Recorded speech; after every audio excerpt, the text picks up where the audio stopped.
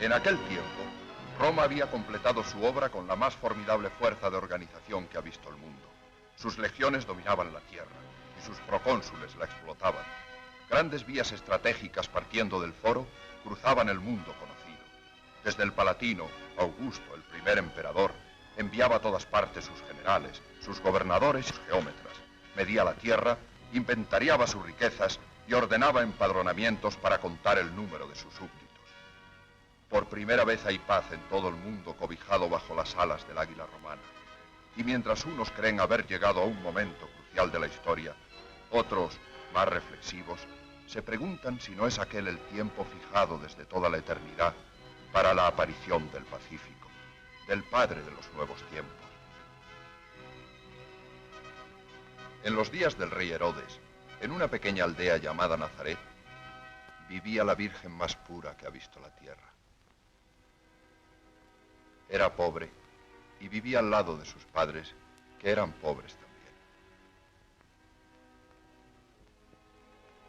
José, un honrado carpintero de la aldea, acababa de desposarse con ella. Según hombre, uno y otro debían permanecer algún tiempo en casa de sus padres. Pero María no tenía prisa porque llegase el momento de la unión definitiva, porque estaba dispuesta a guardar el voto de pureza que había hecho en el fondo de su corazón. Hacia esta mujer dirige su nuevo mensaje el arcángel Gabriel. La encuentra orando en su habitación, y así la sorprendieron las primeras palabras. Dios te salve, llena de gracia. El Señor es contigo. No temas, María, porque has hallado la gracia delante de Dios. He aquí que concebirás y darás a luz un hijo, y le pondrás por nombre Jesús. El Espíritu Santo vendrá sobre ti, y te hará sombra la virtud del Altísimo. Y por eso el santo que nacerá de ti será llamado Hijo de Dios. He aquí la esclava del Señor. Hágase en mí según tu palabra.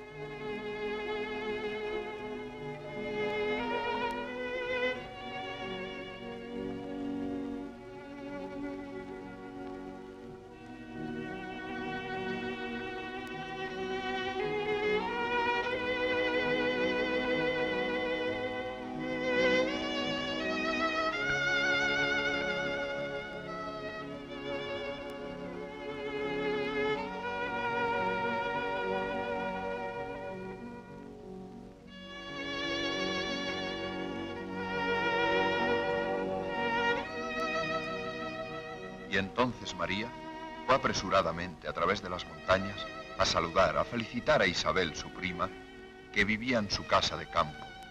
La paz sea. Bendita tú eres entre todas las mujeres, y bendito es el fruto de tu vientre.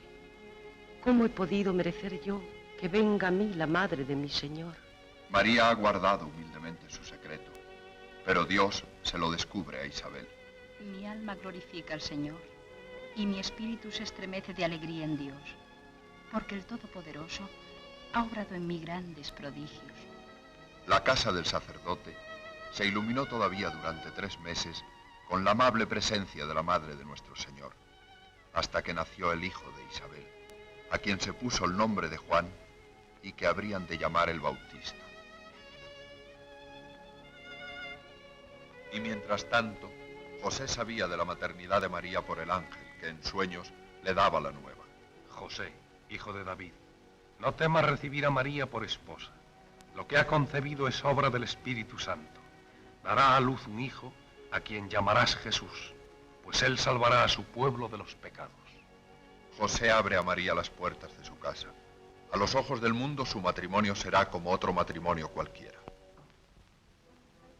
Y aconteció aquellos días que salió un edicto de César Augusto para que fuese empadronado todo el mundo. En Palestina, lo mismo que en Egipto, las formalidades del censo exigían que los que habían de inscribirse se trasladasen al lugar de su origen. José tuvo que abandonar Nazaret para inscribirse con María en los registros de la ciudad de Belén.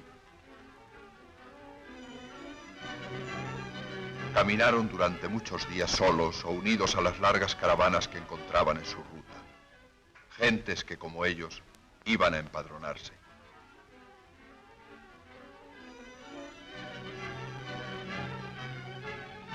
Cada tarde acampaban al pie del camino y cada mañana, al nacer la nueva jornada, renacía la esperanza de ganar tiempo al vecino invierno.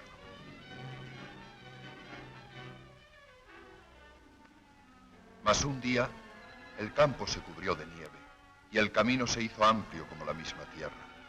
Y fueron tantos los que llegaron a Belén que no había alojamiento en el mesón ni en parte alguna.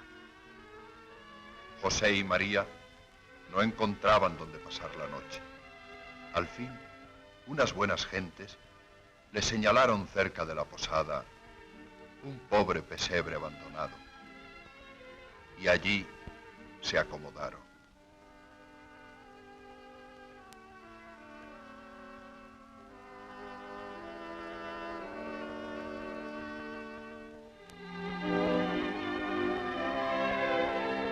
Fue llegando la noche. Y sucedió que mientras estaban allí, llególe a María la hora anunciada. Nació su hijo y le envolvió en pañales.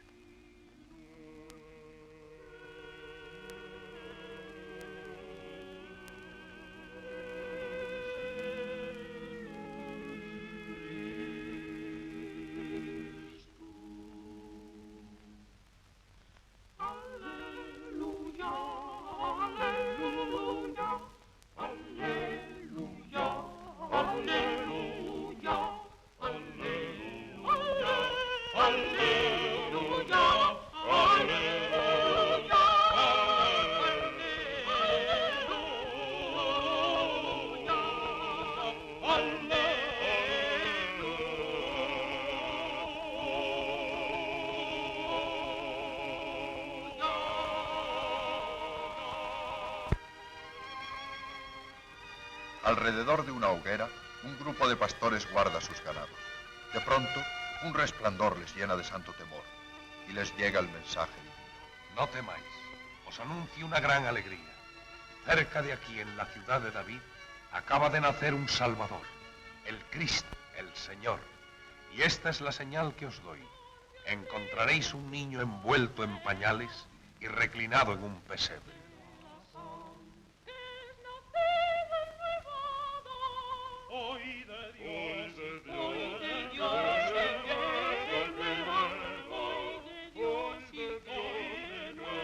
Un albergue pobre, destartalado, fue el primer palacio de Jesús sobre la tierra.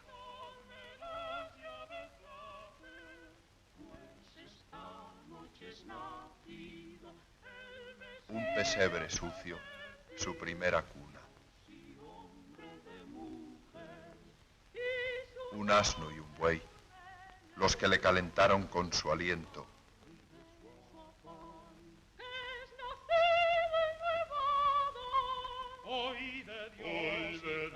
Aquellos adoradores nocturnos, los primeros en traspasar los umbrales del portalillo de Belén, adoran al niño entre transportes de gozo y felicitan a la madre.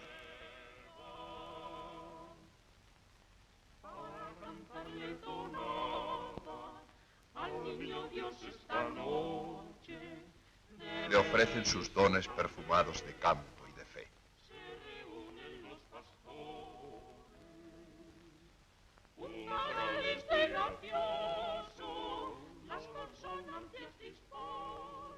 La paz que él traía era honda y duradera. Era la paz que une al hombre con Dios.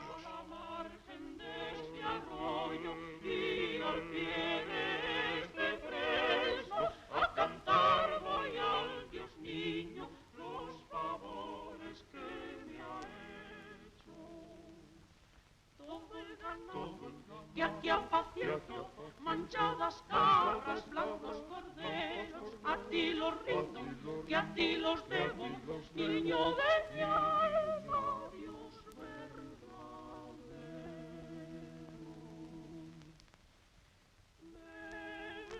Belén y sus aldeas se reúnen los pastores, se reúnen los pastores.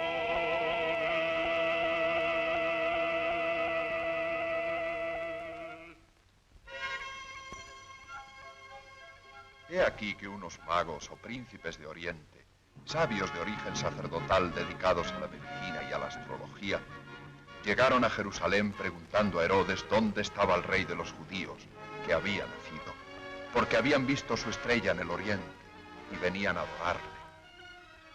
Y el rey Herodes se turbó. Y convocando a los príncipes de los sacerdotes y a los escribas del pueblo, les preguntó dónde debía nacer el Cristo, diciéndole ellos que en Belén. Por lo que allí envió a los magos, pidiéndoles que cuando le hubieran hallado se lo comunicasen a él, para también adorarle.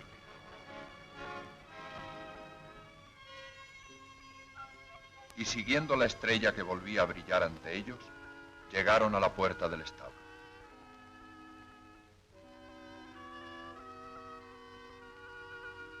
Quedaron sorprendidos al encontrarse en tan humilde lugar. Pero enseguida reconocieron en aquel niño al rey que buscaban y le rindieron el debido homenaje. Y le ofrecieron los mejores dones que había en su tierra: el oro, el incienso y la mirra.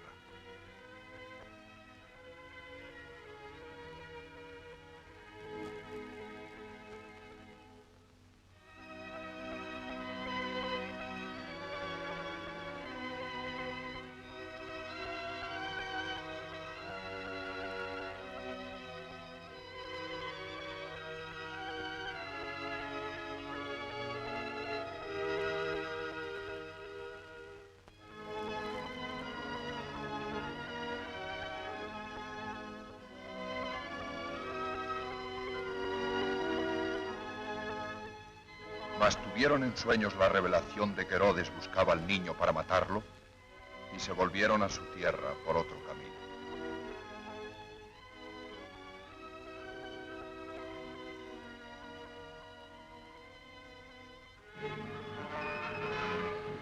Burlado por los reyes de Oriente, Herodes sintió crecer su temor y su ira y ordenó matar a todos los niños de Belén y su comarca menores de 2 años. Se alzaron los cuchillos homicidas y cundió el llanto y la desesperación de las madres indefensas. Mas habiendo avisado el Señor a José el peligro, rápidamente se puso en camino hacia Egipto, llevando consigo a aquella familia de la que era jefe. Lentamente, al paso del borriquillo, tratando de seguir las pistas menos holladas por las caravanas, avanzan los fugitivos sin olvidar un solo momento que los esbirros de Herodes podían detenerlos. Y llenos de angustia y temor, atravesando el desierto, llegaron a aquellas tierras, donde vivieron a salvo hasta que el Señor anunció a la Sagrada Familia la muerte de Herodes. Y entonces volvieron a su hogar de Nazaret, cuando el niño podía ya alegrarlo con sus primeras palabras.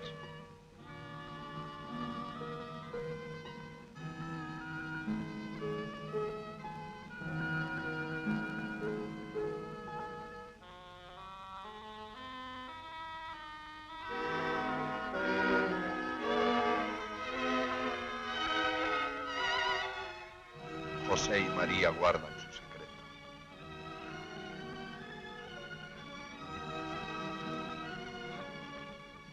Y junto a su padre adoptivo, Jesús crece en edad, en sabiduría y en gracia delante de Dios y de los hombres.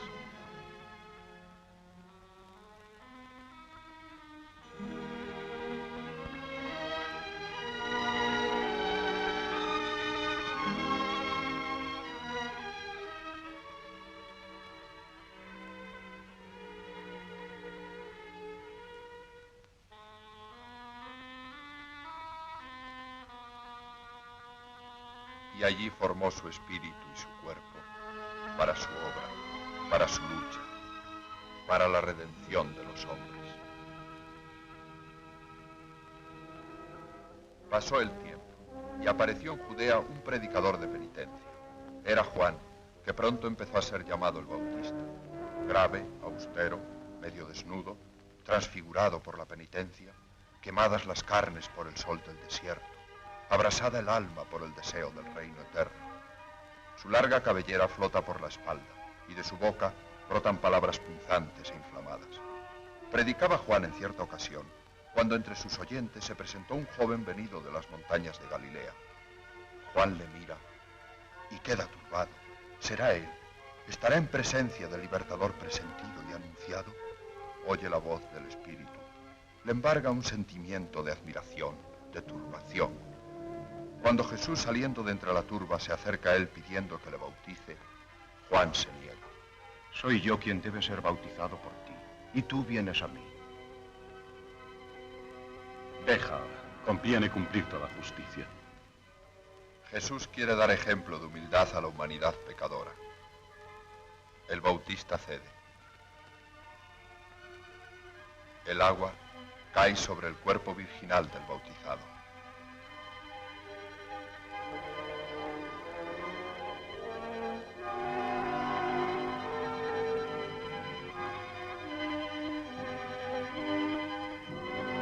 Y en las alturas resuena la revelación del Padre. Este es mi Hijo muy amado, en quien tengo todas mis complacencias.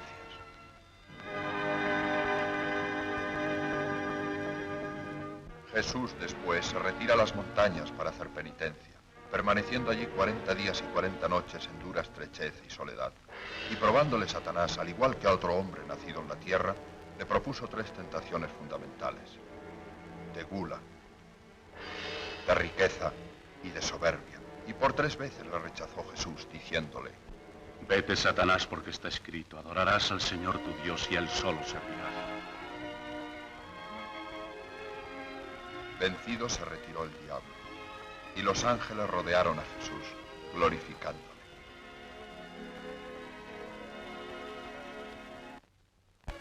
Yendo de Judea a Galilea, Jesús recibió la invitación a una boda que se iba a celebrar en la villa de Caná, donde se encuentra ya su madre.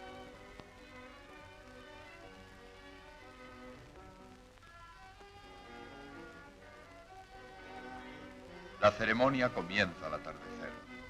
Los invitados charlan, ríen, comen, brindan, sentados alrededor de la mesa del banquete. Piden vino y más vino. Pero llega una hora en que nadie contesta su requerimiento y va a terminar ingrata y bruscamente la fiesta. En este momento interviene María, dispuesta a evitar aquella humillación a los dueños de la casa. Ella sabe lo que puede su hijo. Solícita, bondadosa, se vuelve hacia Jesús. Hijo, no tienen vino. ¿Qué nos va a ti y a mí? Mi hora no ha llegado todavía. Pero si hay alguien que pueda alterarlo es María. Y Jesús se dirige a los criados para complacerla. Llenad esas tinajas de agua.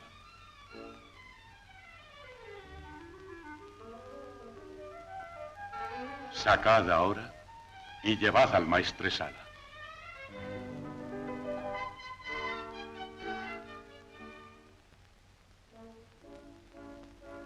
Y todos quedaron complacidos de la excelencia de aquel vino, y María enternecida por la prueba de amor que le ha dado su hijo. Realizado su primer milagro en homenaje de tierna obediencia a su madre, Jesús se despide de ella para encaminarse a Jerusalén.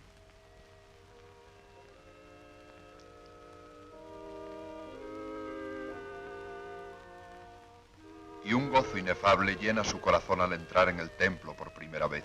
Los judíos acudían para escuchar a los rabinos famosos que enseñaban, discutían y gesticulaban entre aquellos pórticos. En las grandes fiestas, sobre todo, aquello se convertía en un mercado. Una ira santa viene a enturbiar la primera impresión de Jesús al traspasar los umbrales del atrio. No puede contener su cólera, y haciendo un látigo de las correas y cuerdas destinadas a amarrar el ganado, se lanza en medio de aquella multitud. ¡Sacad esto de aquí! Y no convirtáis la casa de mi padre en lonja de contratación.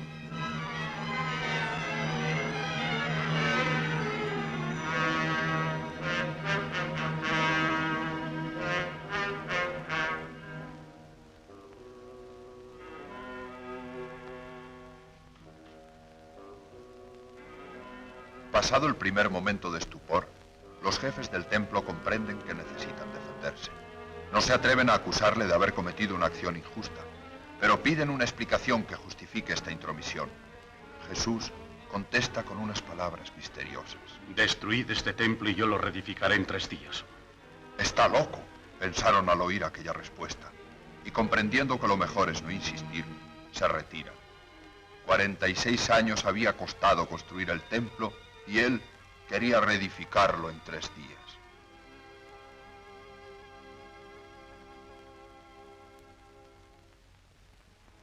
Jesús va a comenzar su predicación y comienza su obra escogiendo a sus discípulos, los que serán sus inseparables. Así, un día, pasando por la ribera del mar de Galilea, vio a Simón y a Andrés, su hermano, que estaban junto a su barca, pues eran pescadores. Y Jesús les dijo: Venid en pos de mí, y haré que seáis pescadores de hombres. Y ellos, dejando las redes, le siguieron. Y pasando un poco más adelante, vio a Santiago y a Juan, su hermano, y los llamó, y ellos también le siguieron. Así se unieron para siempre a Jesús los 4 primeros apóstoles. A aquellos 4 se fueron uniendo uno a uno los demás hasta tener a sus 12. Mas Jesús les previno: Seréis aborrecidos de todos por mi nombre, mas el que persevere hasta el fin, éste será salvo. Y con ellos comenzó su predicación.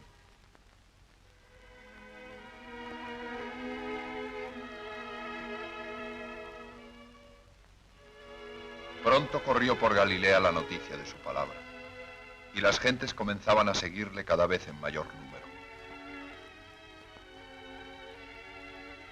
Un día, hallándose a mitad de camino entre Caná y Cafarnaúm, le seguía una gran muchedumbre de toda la Judea, de la misma Jerusalén y de las costas de Tiro y Sidón. Unos venían en busca de su palabra, otros para ser curados, y todos querían tocarle, porque de él salía la virtud que le sanaba. Jesús agrupa en torno suyo a los que le siguen y les habla en un nuevo lenguaje. Oísteis que se dijo a los antiguos: amarás a tu prójimo y odiarás a tu enemigo. Pero yo os digo: amad a vuestros enemigos y orad por los que os persiguen, para que seáis hijos de vuestro Padre Celestial, el cual hace salir buenos y los malos, envía las lluvias sobre los justos y los injustos.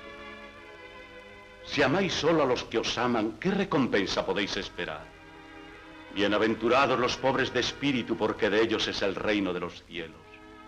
Bienaventurados los que lloran, bienaventurados los que sufren hambre y sed por la justicia.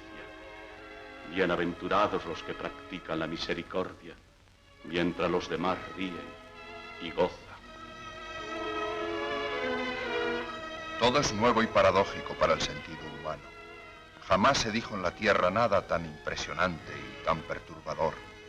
La libertad en el renunciamiento, la vida en la muerte, la dicha en el llanto. Pero entre los que le escuchan hay hombres codiciosos, agitados por las pasiones, a quienes aquella perfección debe parecer excesiva. Piensan en el Mesías como en la posibilidad de un cambio de cosas, de una revolución que venga a traerles poderío y riqueza. Jesús se contenta con decirles que hay que buscar una vida más profunda, que es preciso entregarse plenamente al servicio de Dios.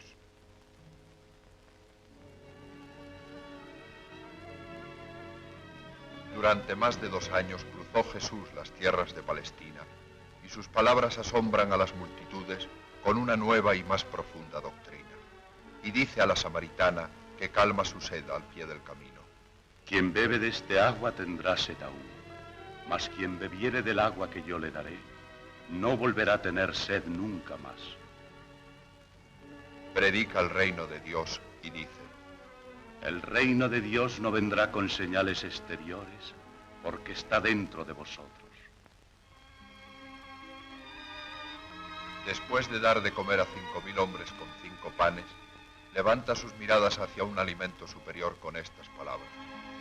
Yo soy el pan de vida.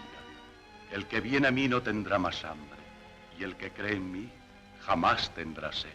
La visión de la miseria humana le arranca este grito. Venid a mí todos los que trabajáis y estáis cargados, que yo os aliviaré. Y clama por todos los caminos. Yo soy la luz del mundo. Yo soy el camino, la verdad y la vida. El buen pastor que da la vida por sus ovejas. Y cuando alguien quiere seguirle, no le oculta que tiene que estar dispuesto para el renunciamiento.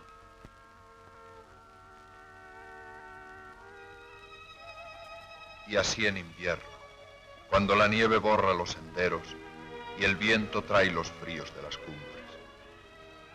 Y en verano, cuando las hondonadas aparecen cubiertas de nardos y tulipanes, y en el campo agostado y silencioso se escucha el canto dormido de la cigarra.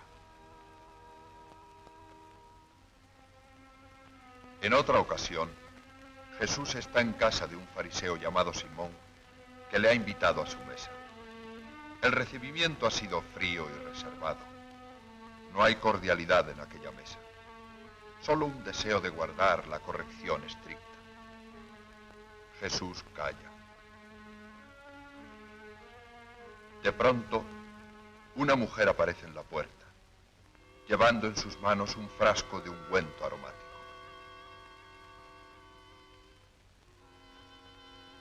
Indiferente a la lluvia de miradas que cae sobre ella, se posterna a los pies de Jesús. Mujer mundana y acostumbrada a las leyes del trato social, esta pecadora sabe que en aquella casa no se ha recibido a Jesús con el decoro que requiere su persona. Y se conmueve de tal manera que llora amargamente. Y considerándose indigna de ungir la cabeza de Jesús, derrama los perfumes sobre los pies que acaba de regar con su llanto. Y comienza a besarlos y a oprimirlos amorosamente contra sí.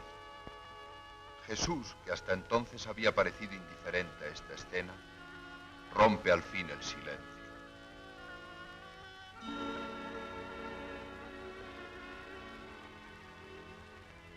Simón, he entrado en tu casa y no me has lavado los pies, mas ella los ha regado con sus lágrimas. No me has ungido con óleo y ella me ha ungido los pies con perfume. Lo que con esto quiero decirte es que le son perdonados sus muchos pecados porque ha amado mucho. Tu fe te ha salvado. Vete en paz.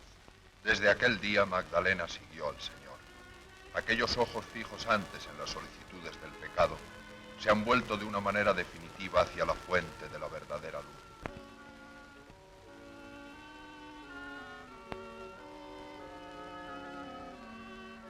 Las gentes siguen en pos de Jesús y por doquier le buscan, le rodean, necesitados de su verbo y de sus milagros.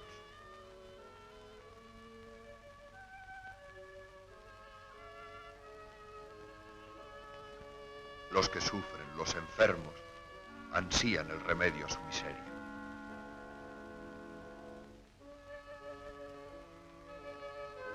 Así un día, cuando a las puertas del templo prodiga su misericordia, empapado de fe, se le acerca un hombre.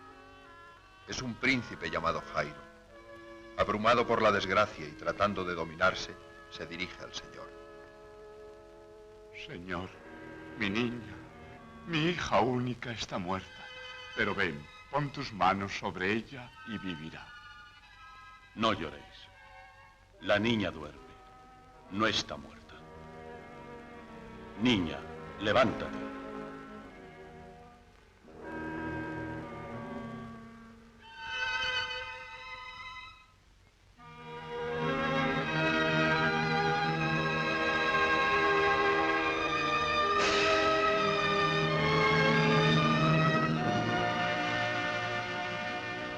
Después de haber enviado a sus apóstoles a predicar el reino de Dios, Jesús se internó en la espesura de la montaña para orar en silencio. Algún tiempo después los apóstoles se reúnen nuevamente con él. Prueba del éxito de su misión es la muchedumbre que ahora se arremolina en torno de Jesús. Siguiendo a los discípulos, Las gentes han dejado sus casas, impacientes de ver y oír al maestro de aquellos hombres, y se preguntan quién será aquel que obra tantas maravillas. Es un hombre de bien, dicen unos. Es un profeta, exclaman otros. No, es el Mesías mismo, comentan los más exaltados. Jesús interroga a los apóstoles. ¿Y vosotros, quién decís que soy yo? Responde Pedro, expresando por primera vez la naturaleza divina de Jesús. Tú eres el Cristo, el Hijo de Dios vivo. Jesús, al oír aquella contestación resuelta e inmediata, sintió una súbita alegría y dirige a Pedro unas palabras que no diría a nadie más. Bienaventurado eres tú, Simón Pedro, porque ni la carne ni la sangre te han revelado esto, sino mi Padre que está en los cielos. Y yo te digo que tú eres Pedro, y que sobre esta piedra yo edificaré mi iglesia, y las puertas del infierno no prevalecerán contra ella. Yo te daré las llaves del reino de los cielos, y lo que atares en la tierra será atado en el cielo, y lo que desatares sobre la tierra será desatado en el cielo. Una de aquellas mañanas en que Jesús predica, es interrumpido por un grupo de fariseos que trae a una mujer, y colocándola delante del rabí le dicen: Maestro, esta mujer acaba de ser sorprendida en delito de adulterio. Ya sabes que, según la ley de Moisés, debe ser apedreada. ¿Tú qué opinas del caso? La mala intención es evidente. Si responde negativamente, será considerado como un peligro para el orden público. Si se manifiesta inexorable y exige la lapidación, perderá el favor del pueblo, que admira en él la bondad y la tolerancia. Jesús se inclina hacia el suelo y traza signos de escritura. Los acusadores esperan, y él sigue escribiendo. Ellos insisten. Jesús se levanta, los envuelve en una de esas miradas suyas que taladran los corazones y dice sencillamente: Aquel de vosotros que esté sin pecado arroje la primera piedra. Los acusadores vencidos desaparecen. Mujer, ¿dónde están los que te acusaban? ¿No te ha condenado nadie? Pues yo tampoco te condenaré. Vete y no vuelvas a pecar. El egoísmo de los que no perdonan nunca, que se creen mejores porque su vida es aparentemente perfecta, pone en boca de Jesús esta parábola, símbolo del arrepentimiento sincero. Érase un hombre que tenía 2 hijos, con los cuales vivía en el campo cultivando su rica hacienda. El mayor era un muchacho serio, trabajador, el brazo derecho de su padre. El menor, en cambio, se aburría en el mundo demasiado tranquilo de la aldea. Un día, el joven no resistió más y pidió a su padre la parte de herencia que le correspondía.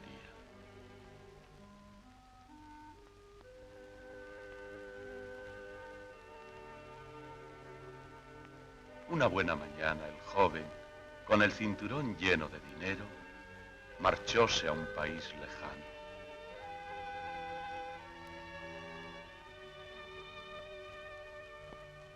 Y allí, desconocido entre desconocidos, empezó una vida de despilfarro y prodigalidad.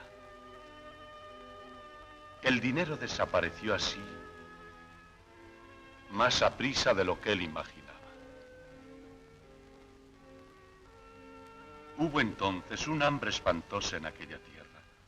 Solo, sin recursos, expulsado de todas partes, el pobre joven no tuvo más remedio que ponerse a trabajar en el oficio más repugnante que podía haber para un judío: apacentar puercos. La vergüenza le retiene algún tiempo, pero el pensamiento de la casa paterna le persigue. Ya no podrá ocupar su puesto de honor, pero tal vez le dejen vivir allí como un criado cualquiera. Cuando regresa al fin, cae a los pies de su padre. Está flaco, sucio, harapiento. Para los demás es un mendigo. Para su padre es el hijo en quien ha pensado día y noche. Lleno de amor y en silencio, le aprieta contra su pecho en un largo abrazo que viene a sellar el perdón. Pide a los criados las vestiduras más bellas, las sandalias, señal de distinción. Manda matar un ternero cebado y celebrar un banquete. Están en plena fiesta cuando aparece el hijo mayor. Este homenaje a su hermano le parece una burla y acude violento a su padre. Hijo, tú siempre estás conmigo y todo lo mío es tuyo, y él no viene a quitarte nada, sino a servirte si así lo quieres. Convenía alegrarse porque este hermano tuyo estaba muerto y ha vuelto a la vida. Se había perdido y ha sido encontrado. Ahora vemos que estás poseído del demonio. Los fariseos, en medio de una tempestad de aullidos y de amenazas, intentaron apedrearle cuando una mañana en el templo Jesús les habló de una vida eterna. Pero él se ocultó a sus miradas de una manera misteriosa y se alejó envuelto en una nube de humo.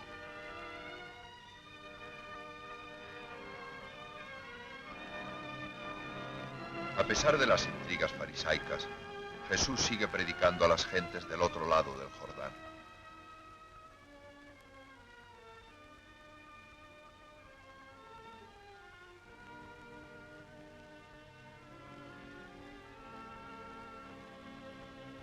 Consolando a los afligidos, curando a los enfermos, devolviendo la vista a los ciegos.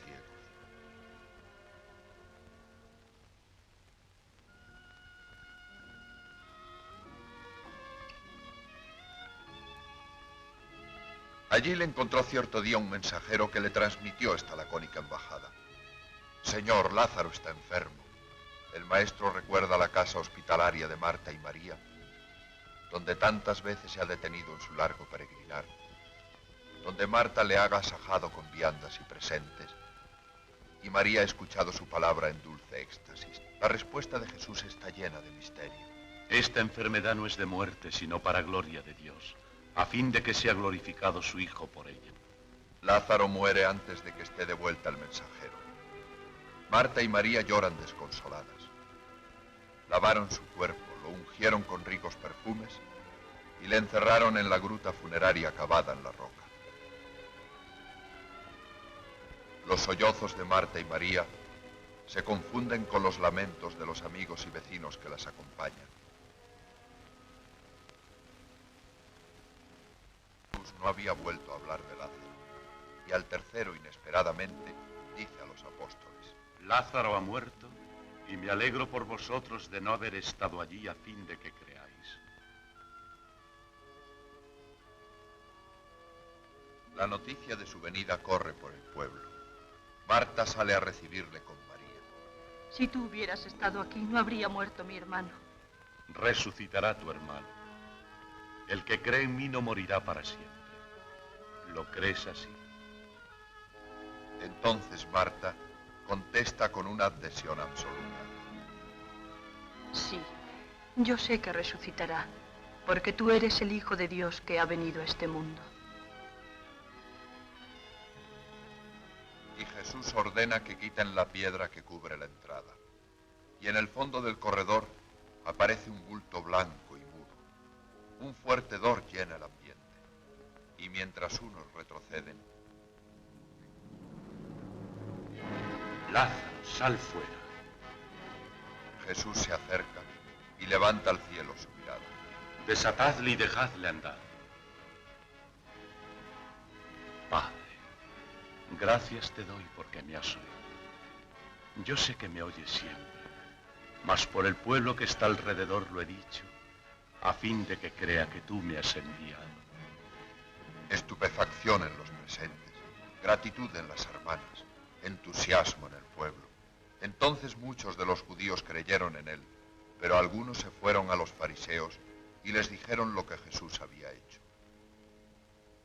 Y entonces el consejo de los judíos, llamado el Sanedrín, se reúne secretamente para tomar una resolución sobre el profeta. Allí están los jefes de los partidos, los fariseos y los saduceos.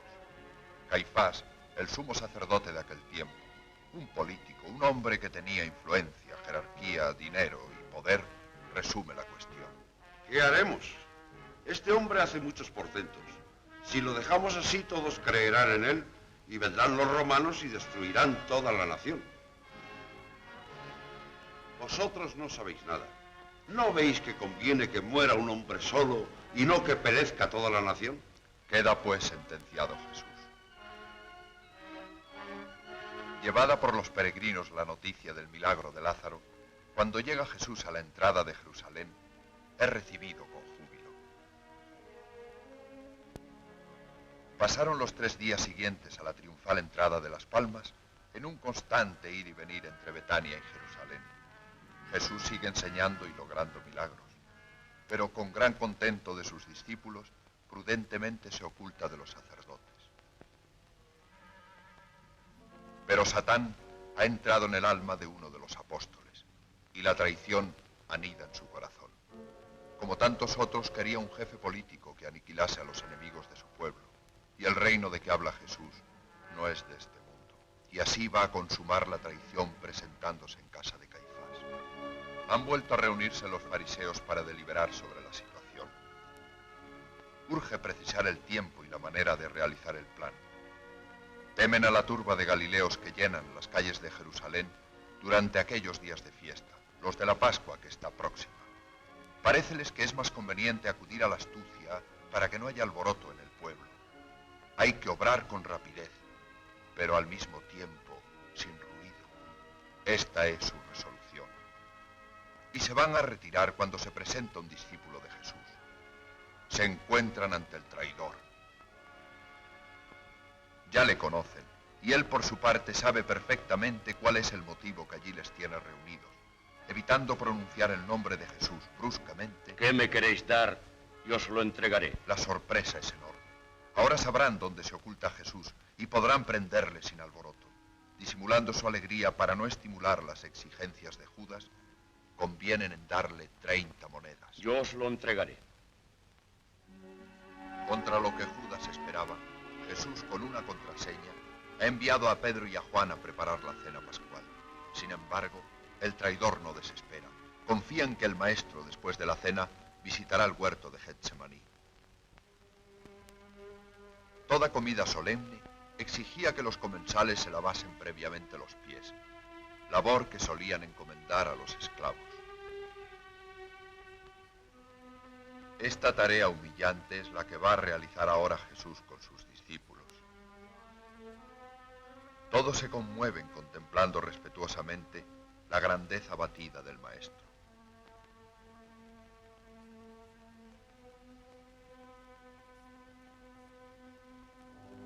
Pedro se resiste. Jamás me lavarás a mí los pies. Lo que yo hago tú no lo entiendes ahora, pero lo entenderás más adelante. Luego el Señor los agrupa en torno de sí para comenzar la cena. Mas antes acusa con palabras que solo Judas entiende al traidor.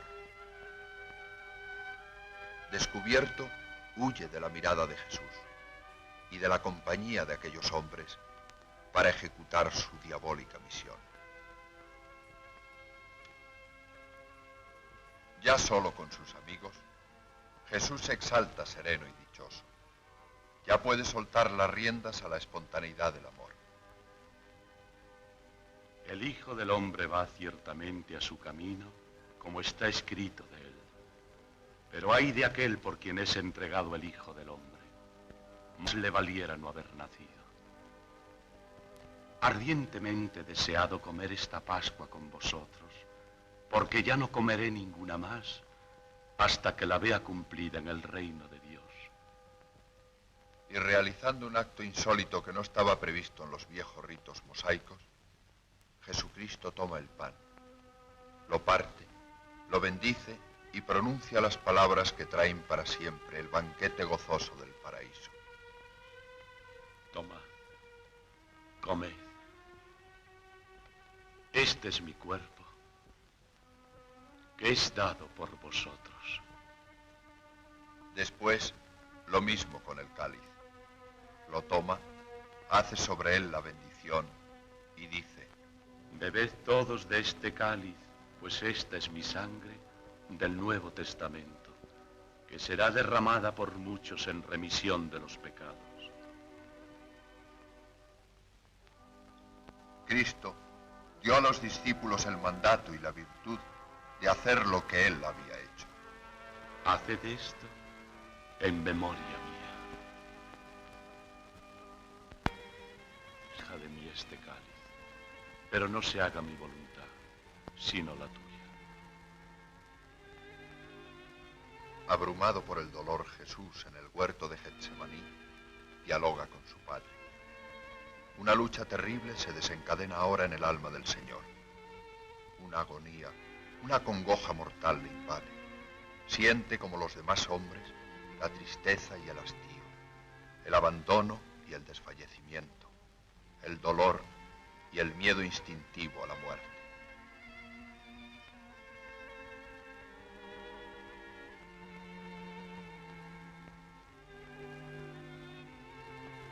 Mi alma está triste hasta la muerte. Permaneced aquí y velad conmigo.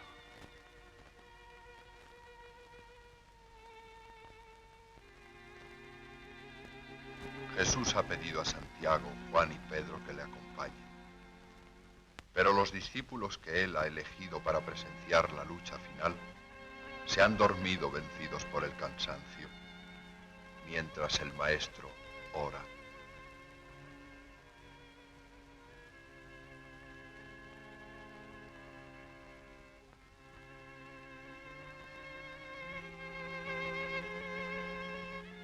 Se ha dormido también Pedro, aquel que solo hace unos instantes ha asegurado al Maestro que aunque los demás se aparten de él jamás le abandonará.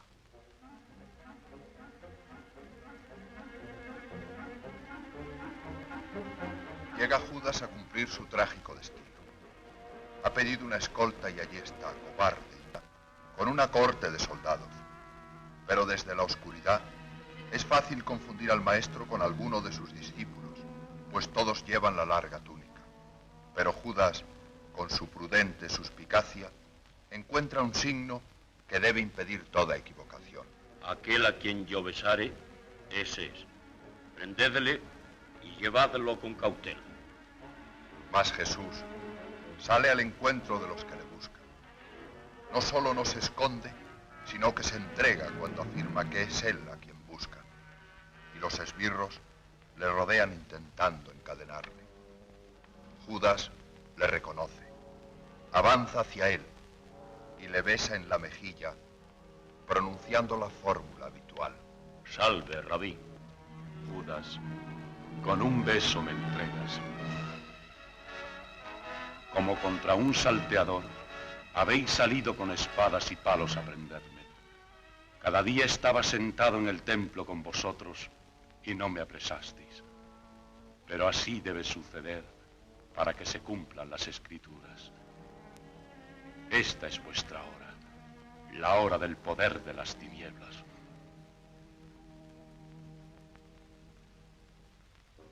Sin dejarse conmover por estas palabras, las fuerzas del Sanedrín ataron a Jesús y le arrastraron hacia la ciudad. Otro tanto hubieran hecho con sus discípulos, pero ellos, abandonándole, se dispersaron.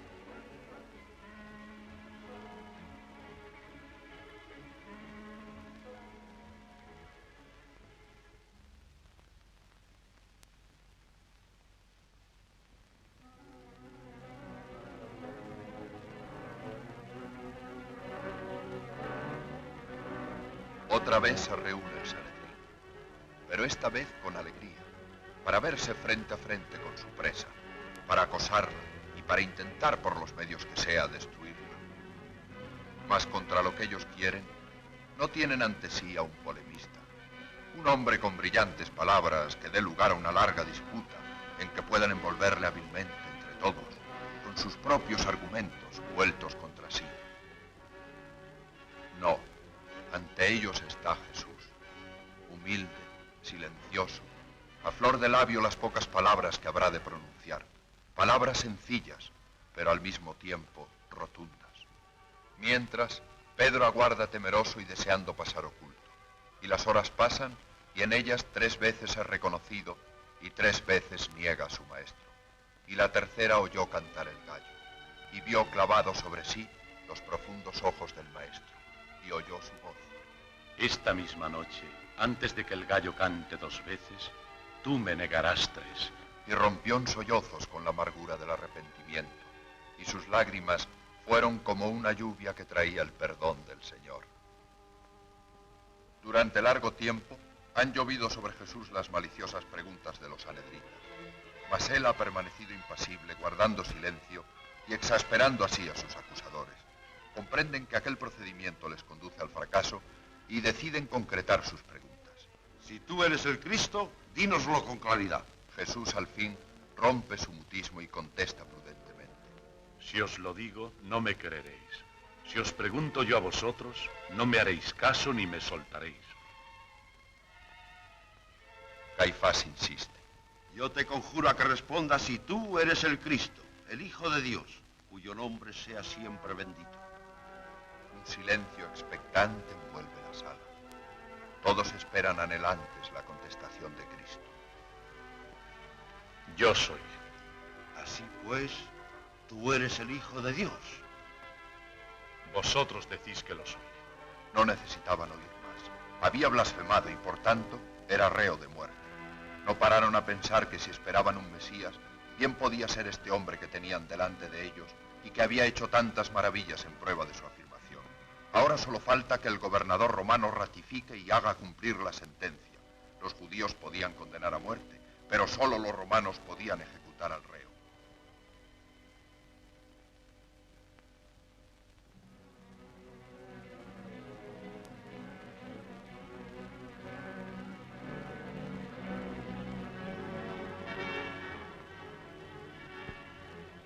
Aquel amanecer corrió por la ciudad un siniestro rumor. Judas, el traidor, se había ahorcado.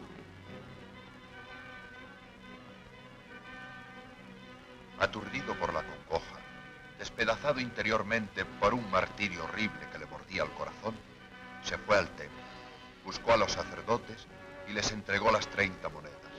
Ellos se mofaron de él y le rechazaron.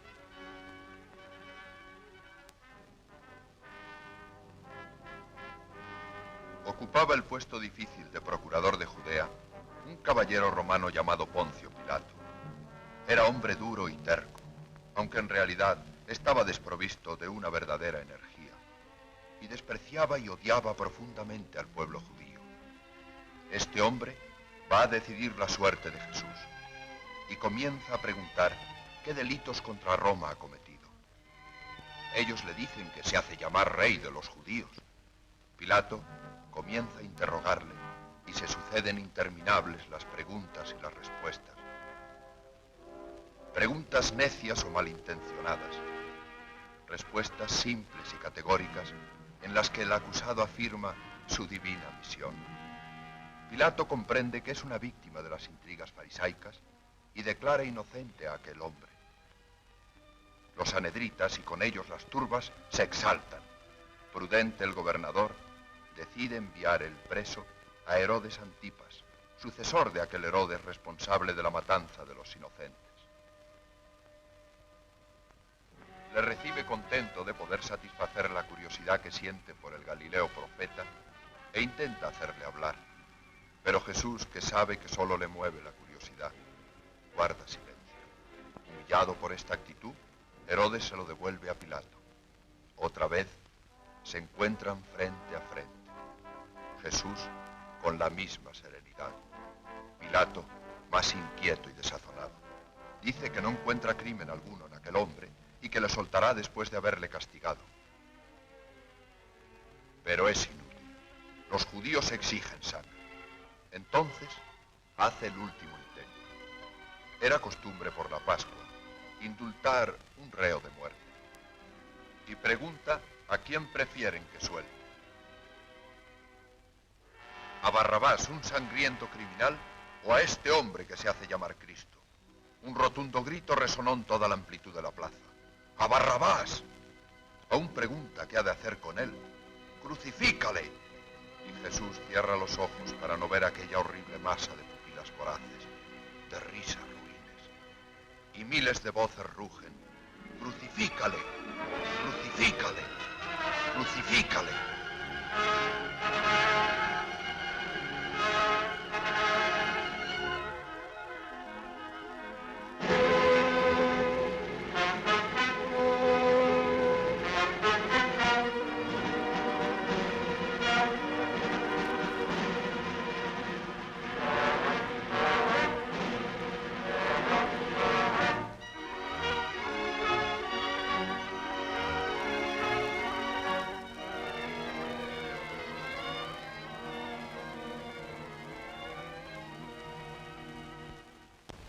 Retírase el procurador, acobardado, pero repentinamente piensa un plan.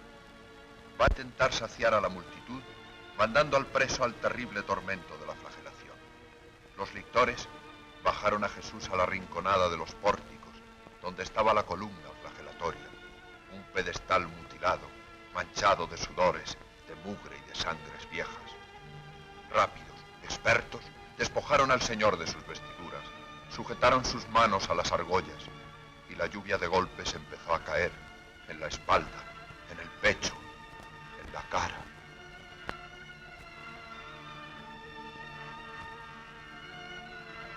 No contentos con eso, los soldados quieren divertirse más. Enmarcan su frente con una corona de punzantes espinos, cuelgan de su hombro un trozo viejo de tela y ponen en su mano una caña como cetro. Y se mofan, se ríen y le escupen.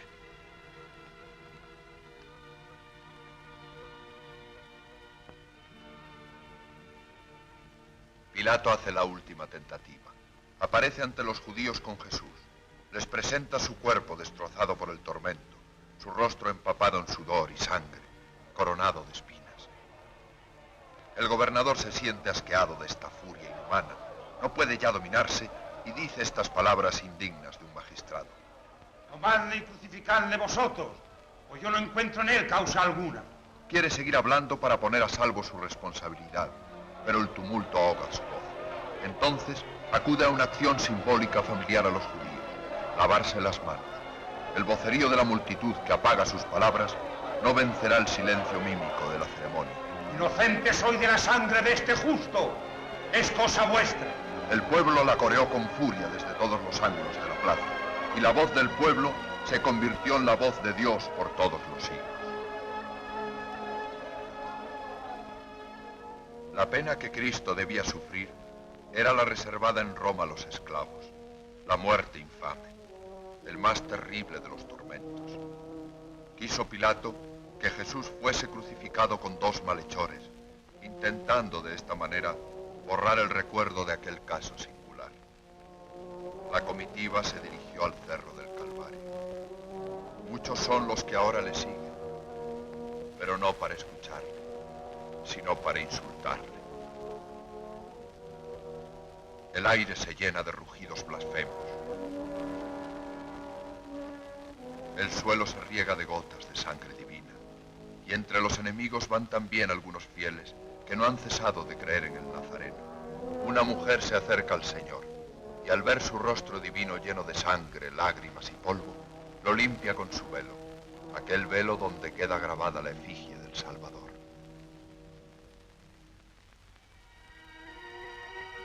Jesús camina penosamente. Sus fuerzas están agotadas. Resbala y cae, quedando tendido bajo su carga. Podía temerse que la víctima muriese en el camino, imposibilitando de esa manera el cumplimiento de las órdenes recibidas. Un hombre de fuerte aspecto contempla la escena. A una señal de un soldado, cargó con la cruz y echó a andar junto al reo. Un grupo de mujeres que le siguen se acercan llorosas. Jesús se vuelve hacia ellas y les habla de esta manera. Hijas de Jerusalén, no lloréis por mí. Llorad por vosotras mismas y por vuestros hijos.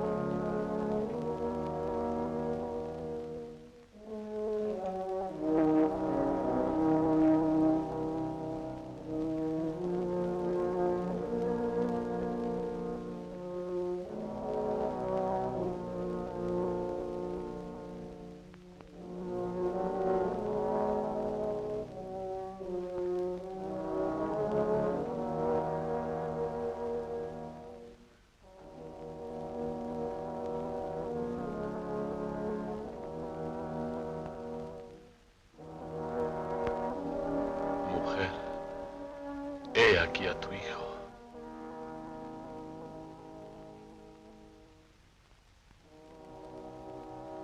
He aquí a tu madre.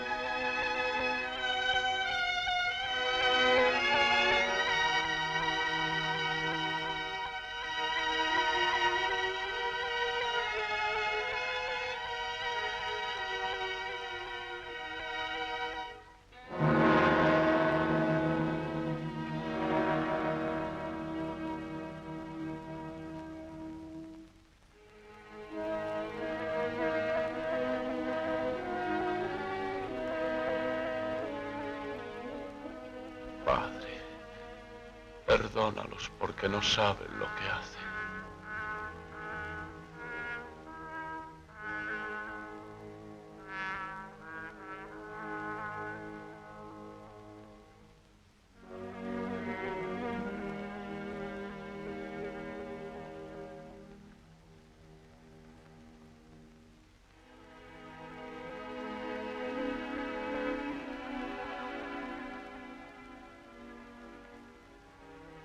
Señor, acuérdate de mí cuando vayas a tu reino. En verdad te digo que hoy estarás conmigo en el paraíso.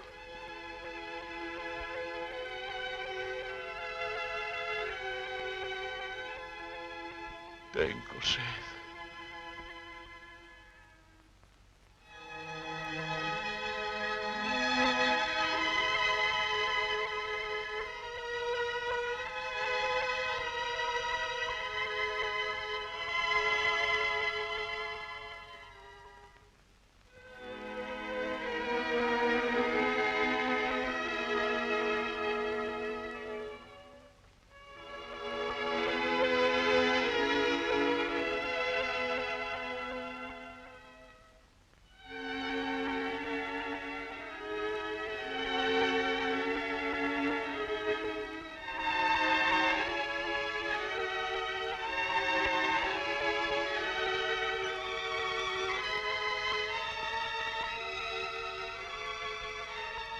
Todo está consumado.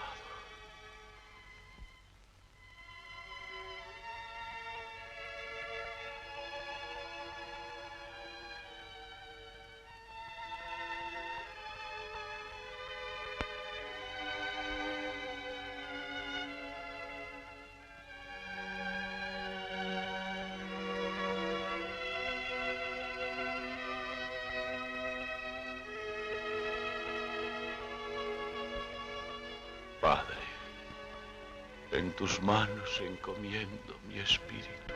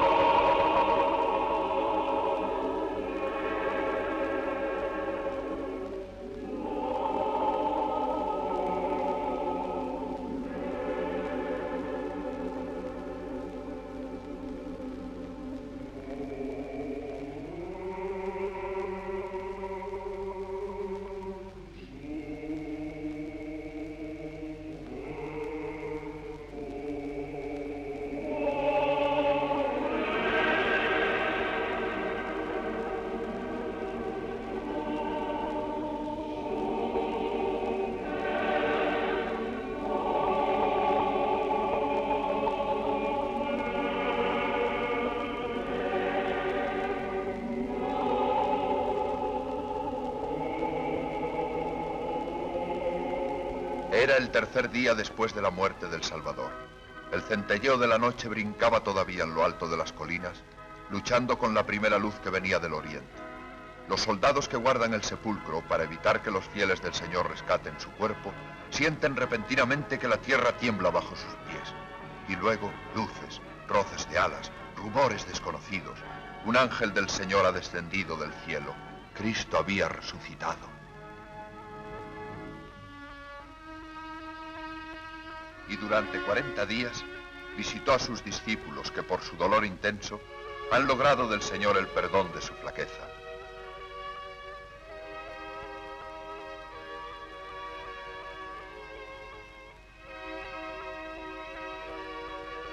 Y apareció en diversos lugares. En el cenáculo, para vencer las dudas de Tomás.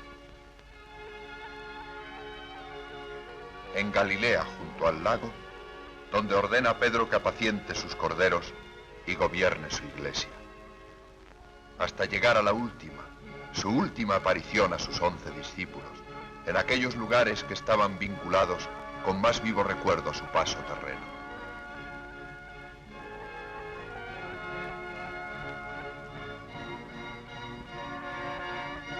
Es la última vez que habrán de verle en la tierra, cerca del monte de los olivos, el huerto donde oró a su padre, donde las veredas tienen el sello de su piel. Jesús agrupa en torno suyo a sus apóstoles y con una voz llena de ternura, íntima, dulce, les dio sus palabras, sus últimas palabras. Recibiréis la virtud del Espíritu Santo y entonces daréis testimonio de mí en Jerusalén y en toda Judea y Samaria y hasta la extremidad de la tierra.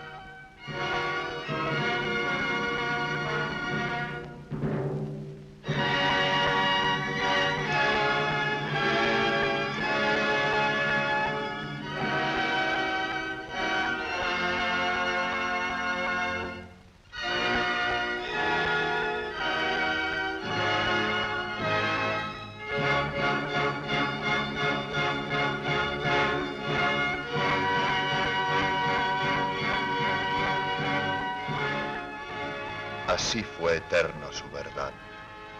Con vosotros estaré siempre hasta la consumación de los siglos.